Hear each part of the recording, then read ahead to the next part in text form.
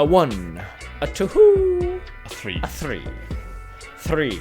Up today, everybody. Episode 3 of Loki. You knew it was coming. We're going to be here for the whole first season. So sit back and relax and enjoy the sultry conversation between Chris and I as we tingle on through your eardrums right into a season 1, episode 3 review of Loki. And for some real ASMR, you guys can go back and watch the first few minutes of our intro to the Haunting of Bly Manor.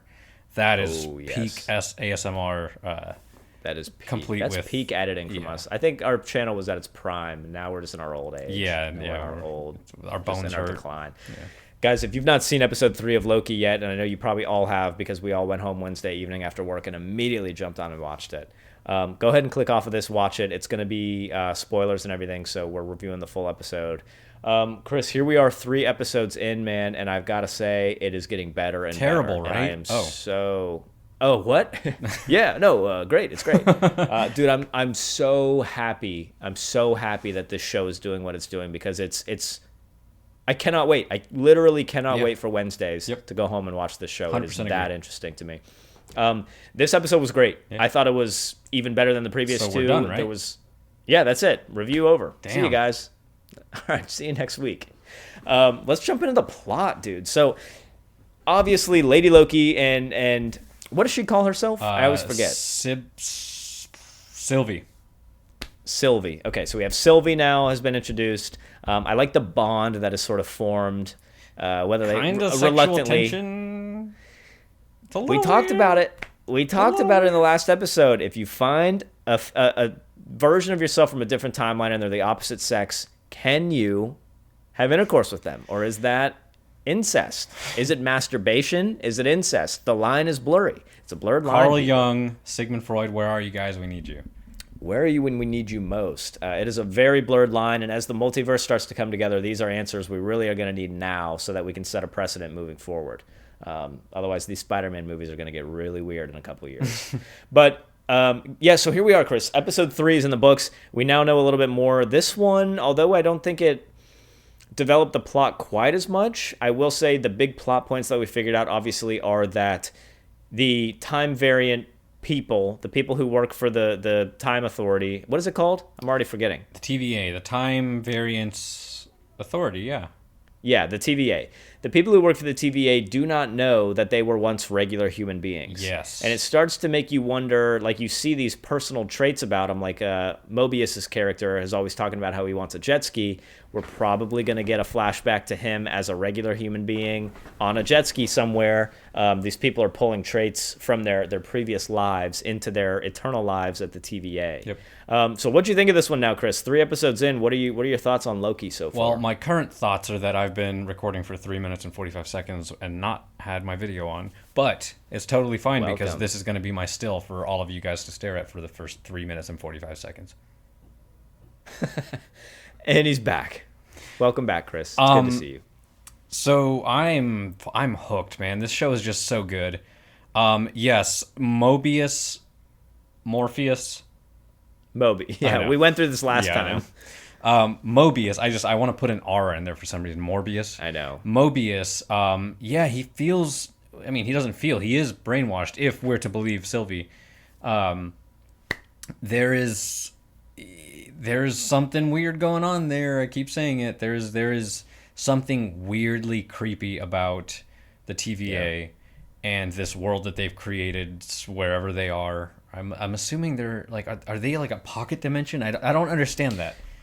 We'll find out, I think. Yeah. I think we're going to find out all this stuff. Are they in the quantum realm? Yeah. That's the other thing. People, time behaves differently in the quantum realm. So are they actually in the quantum realm living their lives there? And although it feels like thousands of years or whatever have gone by, it's actually only been like a few years that they haven't been on Earth. Damn. These are the kind of like weird loopholes that we're going to start to see. Is the TVA in the quantum realm, and are they going to intertwine with the new Ant-Man and the Wasp or whatever it's called, the quantum something or other? Quantum Mania, are we going to start seeing, the quantum realm is where these timekeepers are living, and now the battles are going to start taking place in there? There's a lot of interesting That's how lore. What's-Her-Face learned how to heal. Who? Hank Pym's wife when she came back. Remember, we don't know what happened. She just survived. Dude, okay.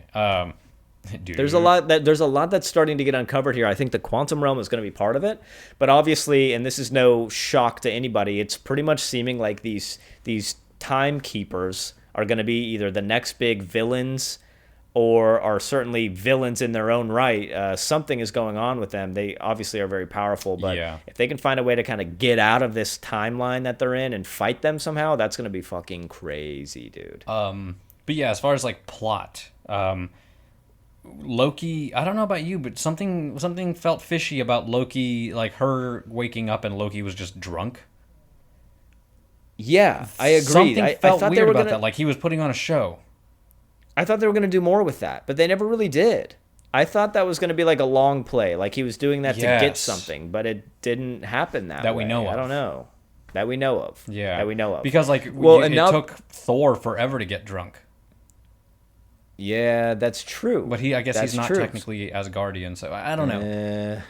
I don't know, man. You make a good point. Well, also the thing is like, how are they going to get out of where they are now? Because they don't have the pad anymore, and they don't have the rocket with the power source to get them off the planet.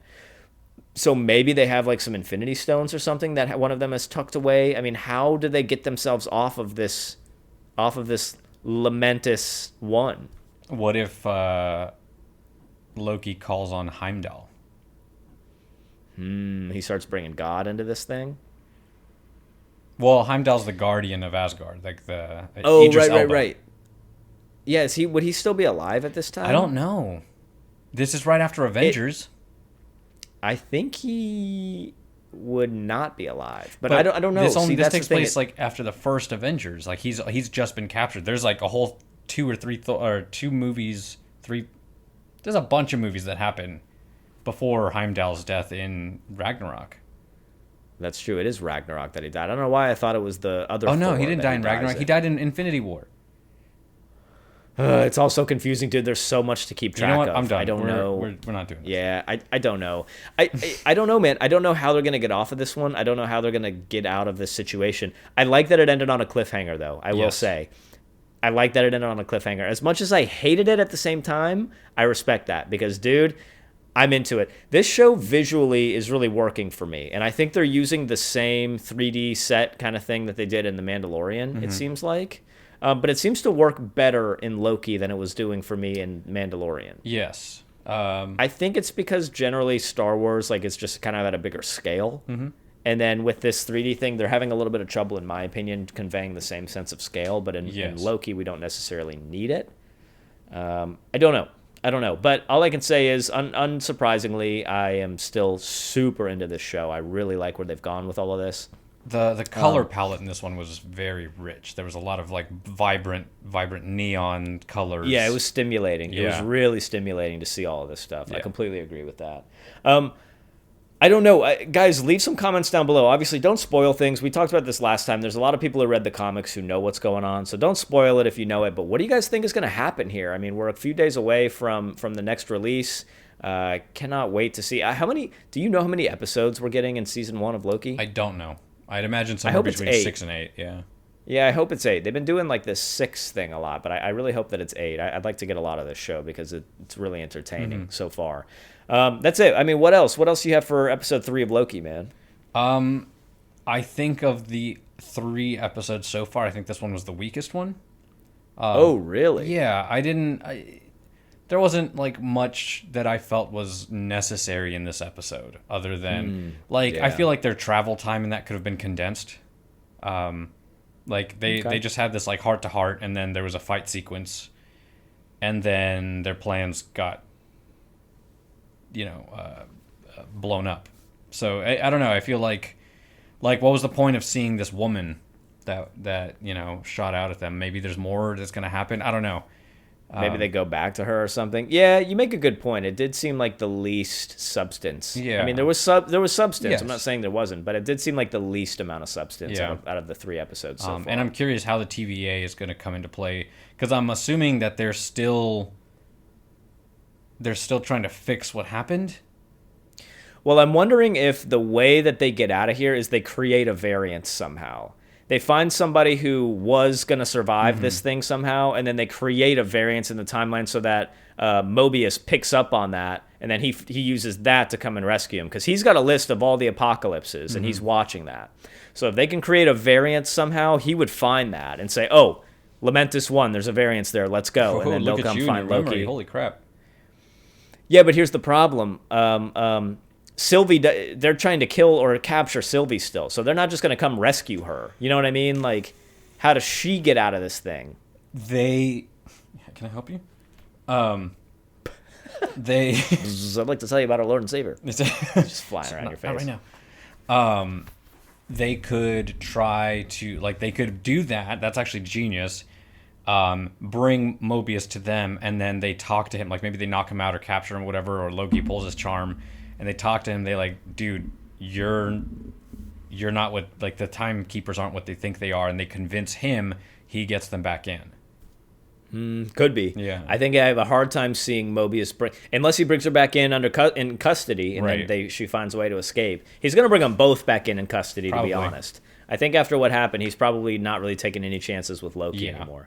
I think of all the possible ways they're going to get off of this, to me that one seems the most feasible, that they're going to somehow, but it's tricky because nobody's going to survive. They said that nobody survives this apocalypse, so how do you create a variance when all these people are going to die? But here's the thing, if all of the people working for the TVA are variants, they had to have found a way to make a variance not break timelines.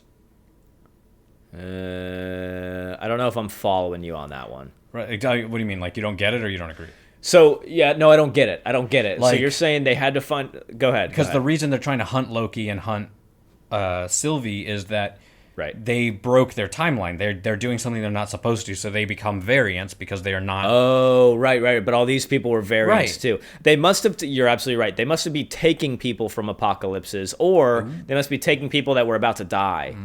And they take them somehow. That's a great point, dude. You make a really good point. So where are they getting all these variants from? Could be apocalypses. And why lie to them? You know, like, again, but remember, it's not necessarily the TVA doing that, because the TVA don't know they're brainwashed. It's the timekeepers or somebody. We think it's the timekeepers. The plot thickens, guys. It's Thanos. The plot thickens. Whole time. Yeah, right. It's the plot thickens, man. I don't know. Guys, let us know down below what you think is going to happen. How into the show are you at this point? Oh, I'm so into you, dude. Let us know. Leave a thumbs up, thumbs down. Fair is fair. How the heck are they going to get off Lamentis 1? Also, kind of a cool name, Lamentis 1. I like that. All right, guys, that's it. Chris, you got anything else before we jump out of here? No. Who's doing this? All right, me neither. Who's doing this to you, Christopher? Shout out to WandaVision. All right, everybody. We'll see you guys in episode 4 of Loki coming out in just a few days here. Other than that, leave a comment. Let us know what you thought. And we are out of here. See ya.